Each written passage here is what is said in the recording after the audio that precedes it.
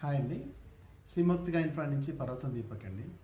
మనకి మహేశ్వరంలో ఒక 16 ఎకరాలు హెచ్ఎండిఏ వెంచర్ ఒకటి ఉందండి.